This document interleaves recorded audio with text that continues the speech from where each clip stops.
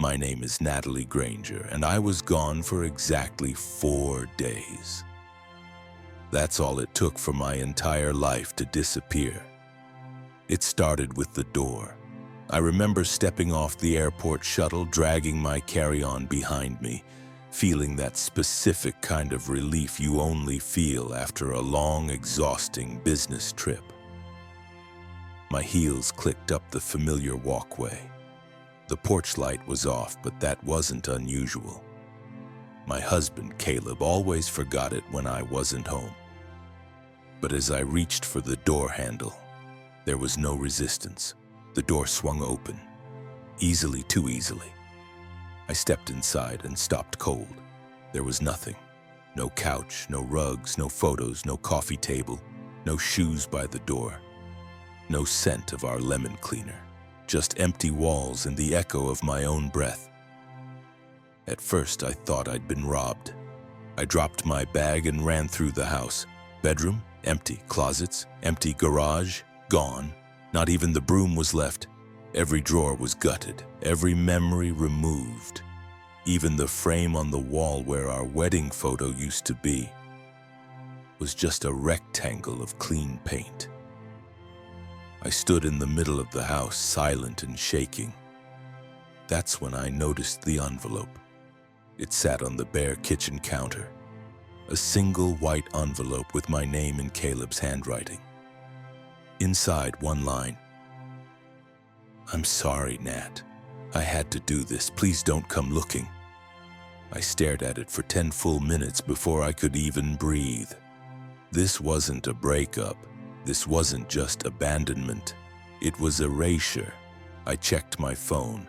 No missed calls, no texts, no emails.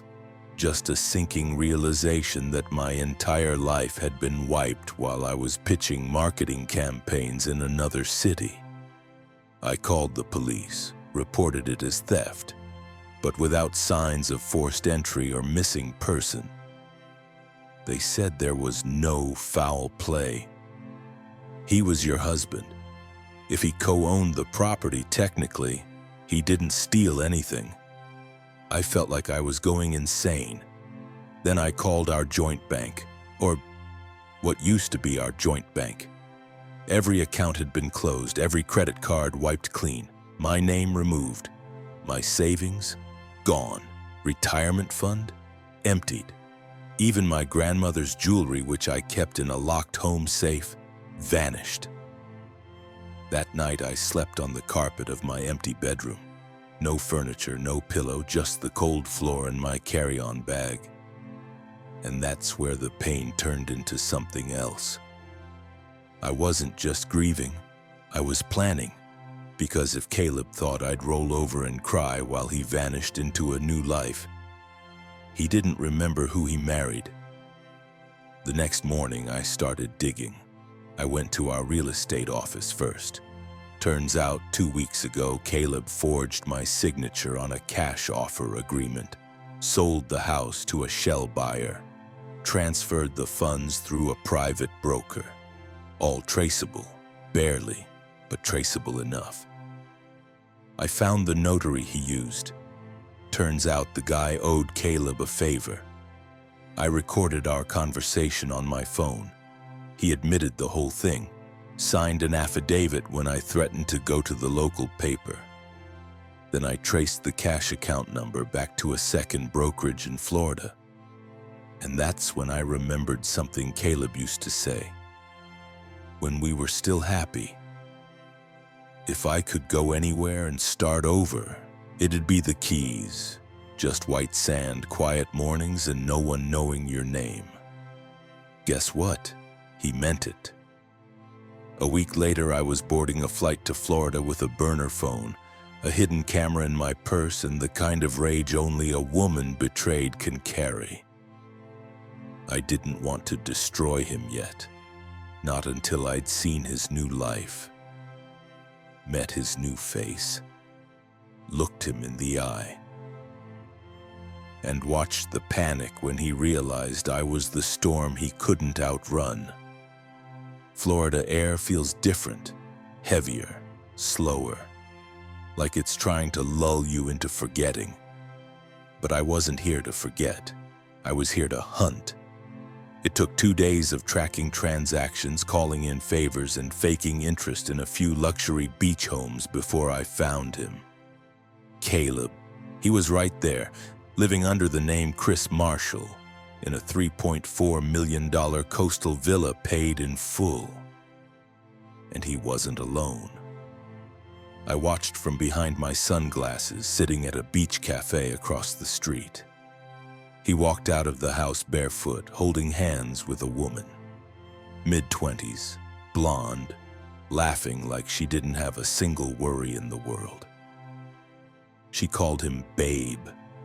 I nearly crushed my water bottle in my hand.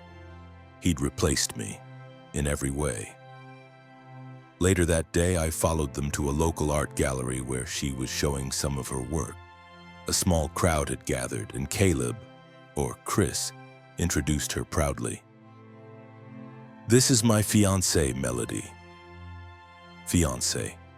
It took everything in me not to scream, not to walk across the room and slap him in front of everyone. But I didn't, because I had something better planned. While he smiled and shook hands, I slipped away and took photos of the property, the gallery entrance, the luxury car parked out front, all tied to his new name and identity. I wasn't just here to confront him. I was here to build a case. Later that night, I returned to my small rental. I opened my laptop and started what I called the checklist of consequences. 1. Proof of identity fraud. 2. Forgery of legal documents. 3. Bank statements and offshore transfers. In progress. 4. Current location and assets. 5. Melody's name, linked to funds, researching. But revenge wasn't enough. I wanted justice, and I wanted it on my terms. So the next day, I made sure Caleb saw me, just once. He was walking along the marina with Melody, laughing, a drink in hand. I walked past them wearing a hat and sunglasses, just close enough that our shoulders almost brushed. He didn't notice at first, but then he froze. His head snapped back. I didn't turn around. I just kept walking. He knew. Within the hour, I got a call from an unknown number. I didn't answer, but I smiled as his panicked voicemail filled my inbox. "Natalie, is that you? Please don't do anything crazy. Just let me explain." Explain?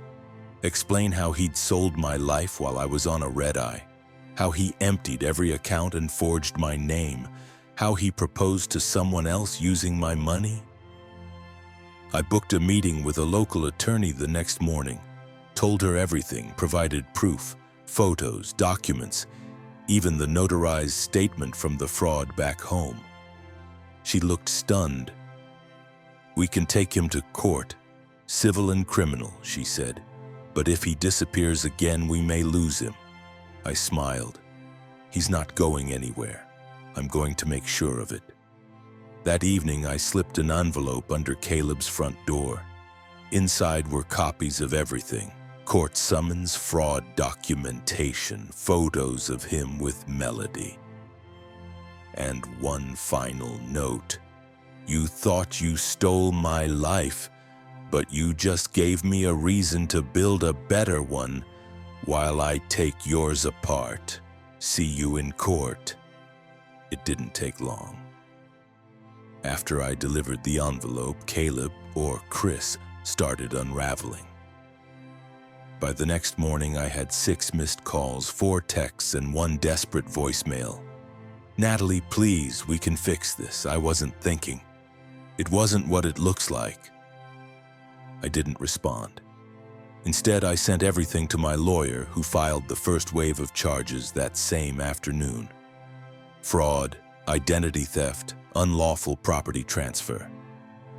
Then I waited, and sure enough, the real storm hit a few days later, when Melody found the envelope I left just for her. It had copies of their joint purchase agreements, the engagement ring receipt, paid for with money from my retirement account. and a note that simply said, "He did it to me. What makes you think you're different?" She called me, crying, heartbroken. "I didn't know, Natalie, I swear. He told me you were his crazy ex, that you'd stolen from him." I let her speak, let her say all the things I once believed too, about how sweet he was, how stable he seemed. Then I said calmly, "You don't have to believe me, just ask him to show you his driver's license." That was the end of Melody. Later that week, I showed up to the villa, not unannounced. He'd been dodging my lawyer's requests for a meeting, so we forced a subpoena. He looked thinner, grayer, his shirt wrinkled, smile forced. Melody wasn't there. He opened the door, pretending to be composed. "Natalie." I walked right past him, took in the expensive art, the overpriced furniture, the ridiculous gold-tinted chandelier in the dining room, all bought with my money. He started rambling. I panicked. I didn't know how to tell you I was drowning in debt. You were always away, always working. I turned and looked him square in the eyes. "So you stole everything?" He stepped closer. "I loved you, I still do." I laughed, a sharp, bitter laugh. "You loved control, you loved my income, my stability, but me? You left me sleeping on a floor with nothing but a carry-on bag." He dropped the act. "What do you want, Natalie?" I leaned in, smiled slightly, and said, "To watch you lose." Then I handed him the final document. A freezing injunction. The court had approved it that morning. He couldn't touch a dime without going through the courts now. His mouth dropped. "You can't do this." "I already did." The villa, under investigation for fraudulent purchase. The car, to be repossessed. His accounts, frozen pending asset recovery. And Melody? She left him 2 days ago, took her paintings, her cat, and told everyone at her gallery exactly who he was. He went from king of the coast to a man in a suit 2 sizes too big, trying to keep up a life that was never his to begin with. But I wasn't finished, because emotional theft, the years he took from me, deserved one last act. I gave a public interview with a local journalist, shared everything, every detail, every lie, every betrayal, not to be petty, but because other women needed to know. Because sometimes silence protects the wrong people. Caleb called once more after that, begged, said he had nothing left. And all I said was, "Now we're even." The courthouse was quiet that morning, almost too quiet for what I was about to do. I sat alone on the bench outside the courtroom doors, file folder in my lap, memories swirling in my head like storm clouds. Caleb hadn't just taken my money, my house, or my past. He'd tried to erase my sense of self. But today that changed. Today was mine. The courtroom filled slowly. Reporters, observers, a few attorneys. Caleb sat at the opposite end, flanked by his overpriced legal team, now unpaid and disinterested. He wouldn't meet my eyes. The judge called us forward. My attorney presented everything: financial records, witness statements, recordings, forged documents. I didn't flinch when my name was mentioned. Didn't cry when they read the numbers he'd stolen. Because I wasn't there to break. I was there to bury the version of me who let it happen. When the ruling was announced, I felt the tension in the room shift. The judge ordered full asset recovery restitution payments, a permanent mark on his legal record, and a restraining order barring him from contacting me ever again. Caleb tried to speak. The judge shut him down. He slumped back, defeated, and I walked out taller than I'd ever stood before. Outside, reporters asked for a statement. I kept it short. Don't trust the man who waits until you're gone to show you who he really is.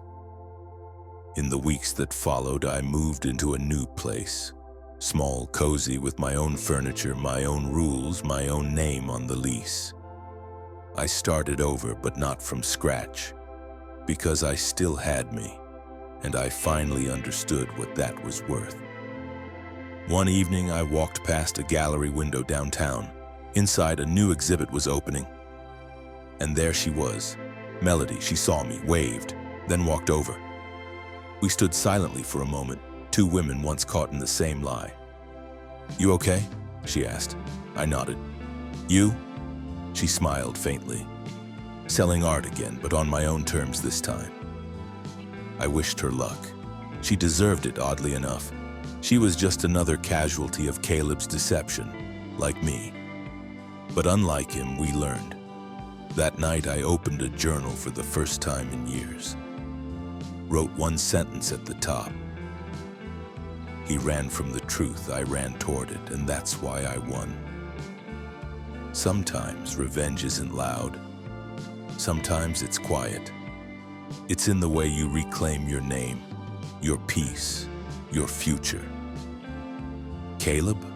Last I heard, he was couch surfing in some inland town.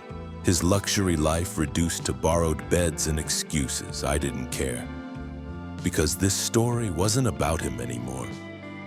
It was about a woman who came home to nothing and turned it into everything.